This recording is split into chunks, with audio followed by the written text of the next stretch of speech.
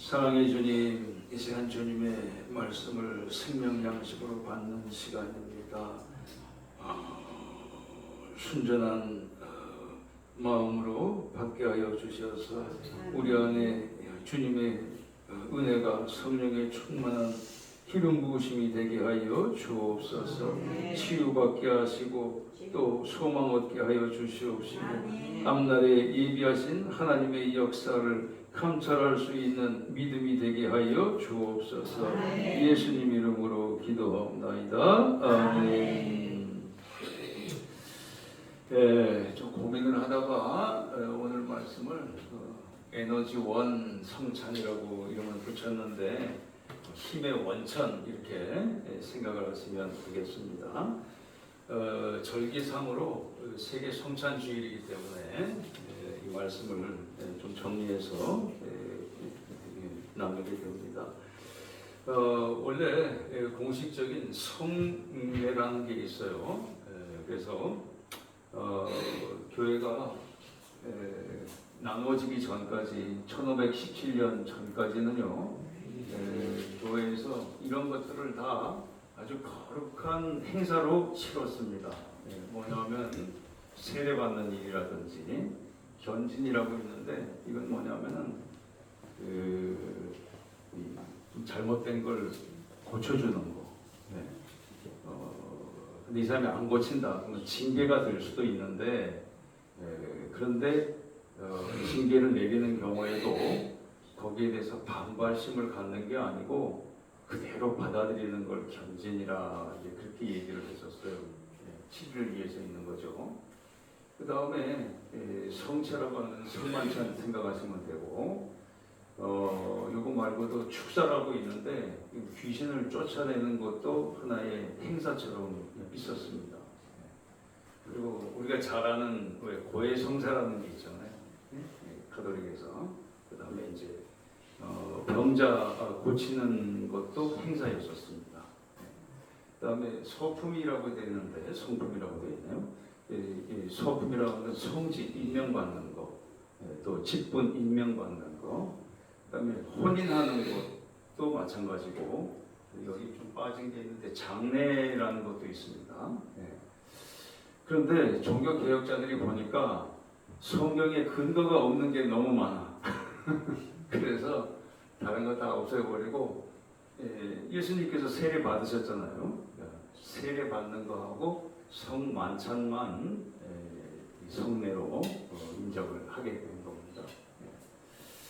그래서 종교개혁은 철저하게 말씀에 기반을 두는 신앙을 말하는 거죠. 말씀이 삶의 표준으로 그렇게 생각을 한 겁니다. 자, 성만찬이라고 되어 있지만 만찬은 저녁 식사고요. 우리가 낮에 먹으면 오찬이 될 거 아닙니까? 그래서 제가 성찬이라고 이렇게 했어요. 그 성찬의 기원은 예수님께서 제자들을 십자가 고난 당하시기 전에 소집을 하잖아요. 제자들과 함께한 최후의 만찬 때 예수님께서는 금식을 하셨어요. 금식을 하시고 제자들에게 나눠주신 겁니다. 그 다음에 포도주도 내가 하나님 나라에서 새 것을 마시기까지는 먹지 않겠다고 하셨거든요. 그래서 해융이죠. 해융, 우술초라고 되어 있는 그 해융, 스펀지 역할을 하는 해융, 그게 거기에다가 신 포도주를 갖다가 머금어가지고 사형수들한테 십자가 처형당한 사형수들한테 주면 좀 고통을 잊게 하는 역할을 하나 봐요 아마. 그래서 그걸 입에다가 갖다 댄 경우도 있는데 예수님께서는 이제 하나님 나라에서 새 것을 마실 때까지는 안 마시겠다고 하신 거죠.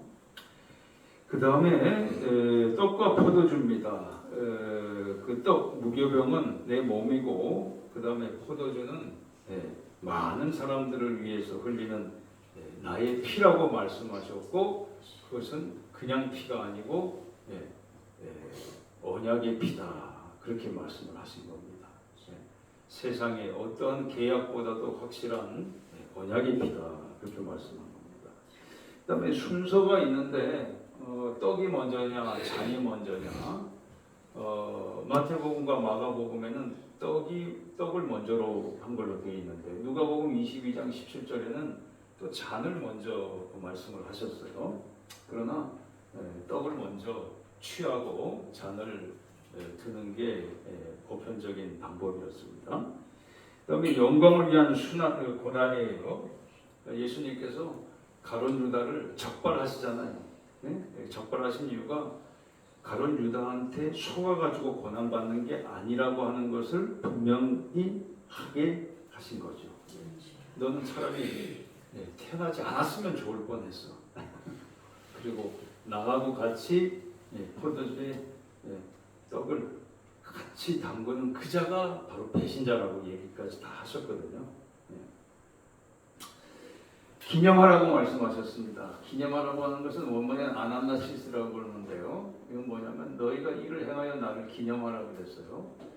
기념한다는 것은 다르게 말하면 기억한다는 말인데, 근데 우리가 광복절 기념일이라고 그러지 기억일이라고는 안 하니까 의미상으로는 뭐 다를 게 없어요.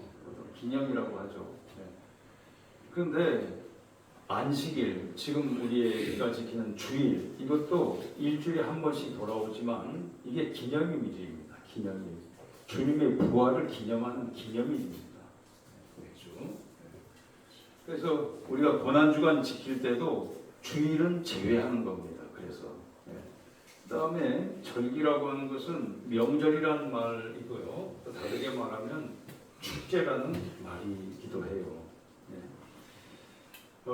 이 떡과 주님이 제정하신 이 성만찬을 이제 어떤 종교개혁자들은 이거는 상징에 불과하다고 얘기한 사람이 있습니다.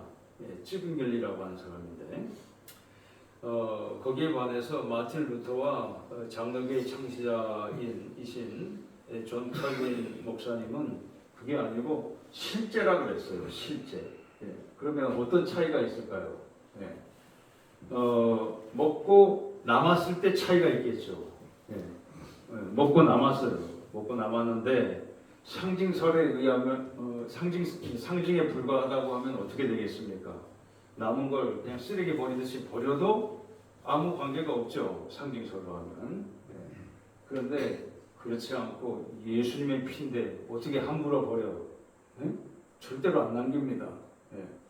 실제설로 가는 거죠. 실제설로. 단순 기념이 아니라는 뜻입니다. 사도 바울이 이 말씀을 왜 했는가? 교회 무질서 때문에 그랬어요. 교회 무질서. 요즘에도 이따금 교회 망신시키는 사람들이 있잖아요. 그런데 그 무질서는 초대교회 때도 그런 분들이 있었다는 것을 보여주고 있는 겁니다. 어떤 일인가? 간단히 말하면 파당을 짓는 일이죠. 근데 어느 정도로 좀 그 사도 바울이 힘들었냐면 성찬은 본래 도시락입니다. 도시락에다가 도시락을 한 끼를 싸오는 거였어요. 그러니까 분량도 당연히 많았겠죠. 그래서 나와서 나눠 먹어야 되는데 나눠 먹지 않고 이걸 먼저 먹는 자들이 있었습니다. 먼저 먹는 자들. 그 다음에 포도주를 너무 많이 마셔가지고 취해 있는 자들이 있었다. 취해 있는 자. 그리고 끼리끼리 모이니까 누가 상처받겠습니까? 부유한 사람들은 자기들끼리 먹으면 당연히 반찬도 좋고 다 좋겠죠. 그런데 빈궁한 사람한테는 그거는 좀 수치스러운 일이란 말입니다. 그래서 사도 바울이 목회를 하면서 웬만하면 격려를 해줘요. 칭찬을 해줘요. 그런데 내가 암만 칭찬을 해주고 싶어도 너희들 행색이 칭찬을 못 해주겠다는 거예요. 사도 바울이. 그 대책이 뭐냐? 바로 이렇게 얘기한 겁니다. 자기를 살피고 좀 먹으라는 거예요. 살핀다고 하는 건 뭐냐면 여기 이제 살피라 명령문으로 되어 있지만 원문은 이제 원유형으로 되어 있습니다. 살피자. 나를 좀 살피자 말이죠. 뭐냐면 살핀다는 것은 자기 자신을 좀 검사하라는 뜻이에요. 검사. 검사해봐라. 자, 뭘 살피려는 거냐? 예? 주님의 몸의 힘을 좀 분별하고 먹으라는 거예요. 이게. 예? 만약에 너희들이 자기 자신을 살펴가지고 딱 생각을 해보니까 내 죄 지은 게 생각이 나는데, 그런데 그걸 갖다가 회개하지 않고 성찬만 취하면 자기 죄를 먹고 마시는 거예요. 그거라는 거죠. 그러니까 성찬을 그렇게 함부로 받지 말라는 뜻이죠. 그래서 성찬은 특식 중에 특식이 되는 겁니다. 그래서 잘 먹는 법이 뭐냐? 혼자 먹지 말라는 거예요. 공동식사. 서로 배려하면서 먹어야 참된 성찬이라는 겁니다. 그래서 성찬은 평생의 에너지원이 되는데, 그러려면 어떻게 해야 되느냐? 33절에 모일 때 서로 기다리래요. 서로 기다리래요. 그 다음에 만약에 정 배고프면 집에서 좀 먹고 와, 그냥. 집에서 먹고 와가지고 그렇게 무질서하게 하지 말고, 그리고 그 밖에 일은 내가 가서 교정을 하겠다고 말씀을 하신 겁니다. 이렇게 우리가 은혜를 잘 나누는 방법은요, 질서를 지켜야만 골고루 돌아갑니다. 예수님께서 500의 기적, 700의 기적을 베푸실 때도 보면 100명씩, 50명씩 다 질서 있게 앉히시고 하셨어요. 그 다음에 다 먹은 다음에도 함부로 못 버리시게 하시고 다 거두어가지고 했는데 12광주리가 남았다 그랬거든요. 근데 배 타고 올 때 보니까 제자들이 그거 갖고 오는 걸 잊어버렸어. 예수님은 철저하시고 완전하시고 완벽하신데 뭔가 제자들은 허술해. 허술해.